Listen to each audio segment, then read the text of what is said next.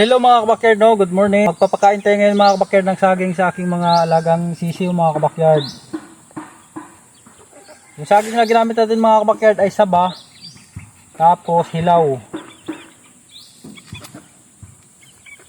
Ayan mga kabakyard, no?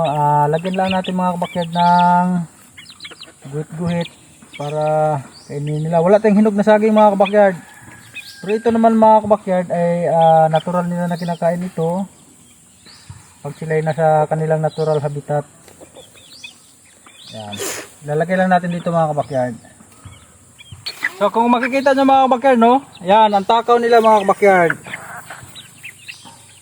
Yan, favorite nila ito kahit hilaw mga kabakyard, matakaw pa rin yan sila.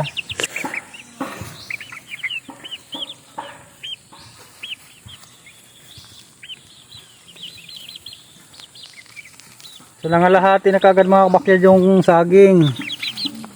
Ayan. Yung isa rin mga kabakyard, oh, nandun din yung iba. Yan, dito mga kabakyard ay kakapatid dito, no? Ayan, ubos agad yung saging natin na binigay mga kabakyard.